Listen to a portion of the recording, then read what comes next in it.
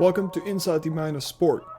In this week's episode, Rafael Nadal, Manchester City versus Liverpool, and Primoz Roglic winning the Vuelta de España.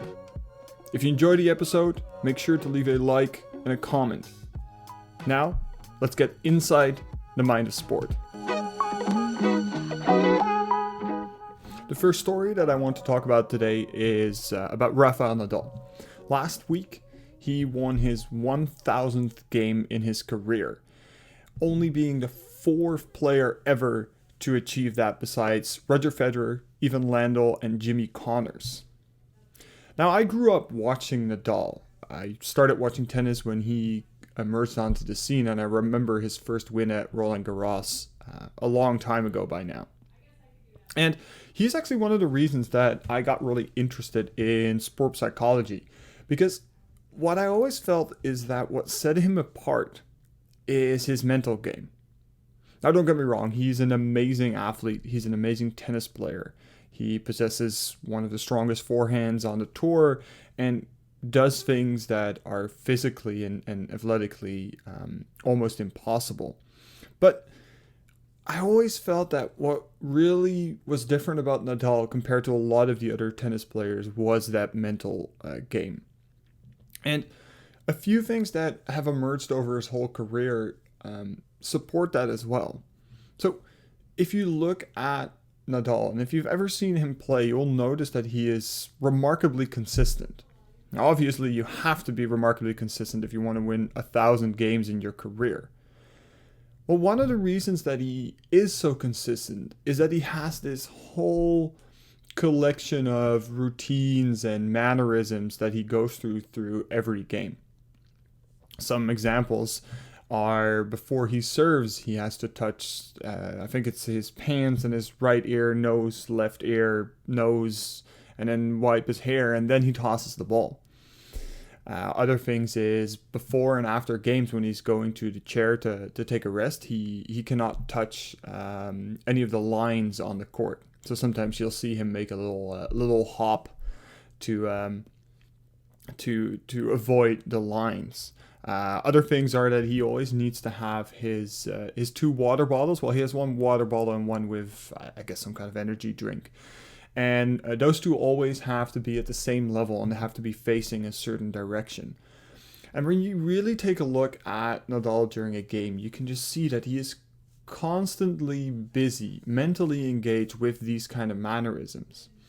And what that can do is that it can create a very consistent mental state to play in. Because it doesn't matter what's happening around you. If you're consistently doing the same thing and you're focusing on these little mannerisms, then it doesn't really matter whether the crowd is loud or there's no crowd, whether your opponent is doing other things, because you're not looking at your opponent, you're looking at your water bottles. These little routines can really help him stay consistent on his side of the court. Another thing that he does is that he subtly tries to intimidate his opponents. Well, one of the strengths of his game is the physicality. He's a great defender, can play far behind the baseline and bring all the balls back to the other side. And in order to be as dominant in defense in that way, you need to be very physically fit and you need to show your opponent that you're going to keep going. So small things that he does is when you watch him is he'll always jog from where he's sitting between games to the baseline afterwards. He'll always do these little things to show his opponent that he's physically capable, that he's not tired yet. And one memory definitely sticks with me, and it's actually from a game he lost, is an Australian Open final against Novak Djokovic that went for, well, in my mind 12 hours, but I'm pretty sure it was about 5.5 hours. And he just kept doing this, and at some point Djokovic was so tired and he lay on the ground and he threw his racket away, and it was just like he couldn't go anymore, and Nadal was still standing and he was still running from the bench to the baseline after a game. And I think those subtle things can make a really big difference in what it feels like for an opponent to play him. And the last thing that always sticks with me about Rafael Nadal is when I was younger, I would call it Rafa time. I would be watching tennis, and there are these moments in the game, especially in very important high level games, where you can see in his face that something clicked and he's just not going to lose anymore. And it was often then that he would play his best tennis. And what that is, I understand now. I was fascinated by that when I was younger. I would look at him and like, how is this possible? How can you, when it's the challenge is the biggest, how is it suddenly that everything clicks and you can just go? I now know that that's one of the symptoms of flow. So when the challenge lines up with the ability of the player, sometimes athletes experience what we call flow, in which everything just works, in which everything just happens, and there's overall really high confidence in their abilities, and they can really reach the best performance possible. And what's really interesting about this is that some players need competition to reach their potential. They're more relying on the energy of a competition to push them to be better. These are athletes that are really good in good games, but can also be really bad in bad games. So if they play an opponent that is just not as good, there's not as much challenge and not as much competition, meaning that these athletes don't have that energy to draw from, and they'll play at a lower level as well. On the other hand, you have a lot of players that reach a certain level from an internal source. They are very consistent. And I always found that Roger Federer fit into this category more. Federer is always good. He's always consistent. The problem if a player is really dependent on that source of performance is that when the challenge gets higher and higher and higher, they might not grow with that. What I think is so cool about Rafael Nadal is that you can see that he does both. He reaches a constant high level in games where maybe his opponents aren't as good. If you look at the scores of some first round games in Grand Slams, like sometimes he doesn't give his opponent like more than 2 or 3 games in the match. But he also has that point where he's challenged, where he can increase his level and he can reach performances that you would never think are possible when he is challenged to that best, when it's Rafa time. And on top of that, that was not something that he was able to do at the beginning of his career. I think at the beginning of the career, he was that competitor, that person who needed the competition. He used to be way more into so-called fights, like very close games, a lot more than he is now. And all these things together, I think, really show why he's been able to win 1,000 games in his career. He has an ability to use both an internal source to reach high level and feed off any extra challenge of the environment, meaning that he has a base performance that's really high, plus some really positive outliers in terms of performance. The second story in today's episode comes from the English Premier League soccer, where the previous year's number 1 and 2, Liverpool and Manchester City, played a league game. These are 2 teams that are considered top teams in the world. Not only that, but they also have 2 of the most highly regarded managers in the world of soccer, in Liverpool's Jurgen Klopp and Manchester City's Pep Guardiola. Everyone in the soccer world kind of looked forward to this because both teams play a really high-paced, attractive style of soccer, and it was really thought that it would be just a game in which the ball would go from one side to the other and just everyone's rushing and it'd be really exciting, and in some ways it was. But to me, the most interesting point of the game that ultimately ended up in a 1-1 draw and wasn't as spectacular maybe as expected. But the most important point to me were 2 penalty moments. And actually not the 2 penalties that were given. It was one that was given and one that wasn't given. Because they were very similar situations with one big difference. In one situation, the player falls down to the ground, and in the other one, it doesn't. The players I'm talking about are Sadio Mane, who plays for Liverpool, and Raheem Sterling, who plays for Manchester City. Mane gets fouled in the box and goes down. Liverpool gets a penalty.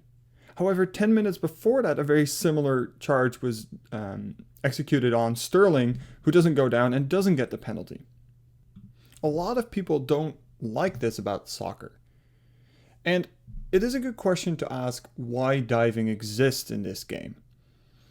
Now, you could say it's just part of the game that just isn't that nice to look at. You could think of a comparison with fighting in hockey, which to people who've watched hockey all their life, they would tell you, well, that's just part of the game. But for people who haven't, it just seems really weird. Why wouldn't you get rid of this part that has nothing to do with the actual sport? But that comparison doesn't really hold up. Because the problem is, in hockey, there's no real incentive to fight somebody. Actually, there's a lot of incentive not to do it, because not only do you get thrown out of the game, very often you also get quite an extensive ban. In soccer, however, there is no incentive not to fall down. I have been watching soccer all my life, and I cannot remember a time in which somebody received a penalty when they didn't go to the ground. So as a player, obviously you're going to do this because that's the best thing to do in the situation. On the other hand, there's also no real incentive for the referees to clamp down on this behavior. And the simple reason for that is that if a referee misses a penalty, what I mean by that is doesn't award a penalty when it should have been awarded, that is seen as much worse than awarding a penalty that is maybe not a penalty. So in 50-50 situations, the referee is more likely to award it than not. And going to the ground can really help. So if both parties involved don't have a real incentive to stop this behavior, it is not going away. The only real way to get rid of this kind of behavior and these kinds of situations is to change the rules to clamp down on diving behavior. The problem there is that exists. Technically speaking, if you dive with no contact, you're supposed to get a yellow card. But this doesn't fly in situations where there is contact, but maybe it isn't enough for the player to go to the ground, and therefore he makes it a little easier for the referee to see.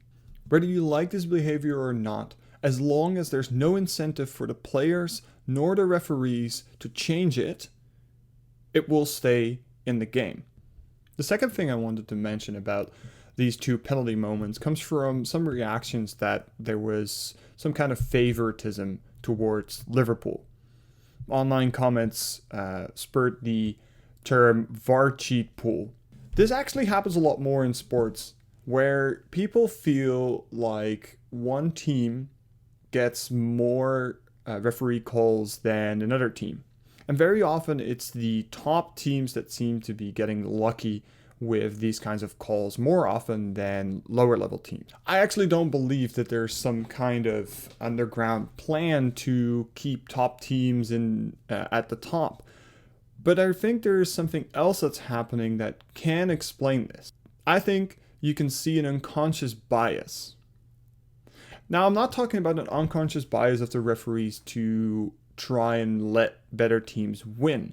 What I'm actually talking about is an unconscious bias by the referees in which they assume that better players are less likely to make mistakes.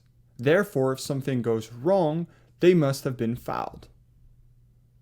When an elite player goes down or misses a shot or something goes wrong, most people immediately assume that something external happened because that player is less likely to miss a shot or something else on their own. If I take a shot at goal and I misses it, everyone just believes that I'm not very good at soccer. But if Lionel Messi does that, something must have happened, right? This kind of unconscious bias can make referees' decisions different between elite players and maybe some lower level team players. This is not a deliberate thing, but it can really influence decisions. So maybe next time you feel like a top-level team is getting lucky with referee calls, don't blame the referee, blame our faulty human brain. The last story of today's episode comes from the world of cycling, where Primoz Roglic, a Slovenian rider, won the Vuelta a España, and by doing that, his second major tour in his career. Although he lost some time to his main competitor in the last mountain stage of the tour, he ended up being 24 seconds ahead of Colombian Carapaz in the final standings, after 18 stages in 3 weeks. It takes tremendous mental strength to win a competition like that. The riders are on their bikes for over 5 hours every day for 3 weeks, having to pay attention to everything that's happening. It's really impressive to see these athletes be so focused for such a long period of time. I know that when I go on a bike ride, I would like to not be focused and listen to music or something like that. So to do that for that long is really cool to see. However, this particular win is even a little extra impressive.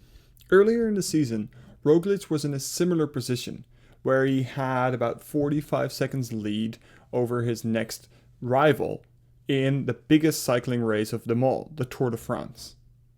With only one stage to go, a climbing time trial, he lost that time and ultimately lost the Tour. So imagine what goes through that athlete's head when on the last day, with a similar amount of time ahead in the standings, his main competitor rides away from him on the last mountain. Probably he's thinking something like, this is not going to happen again, or I really want to win this one.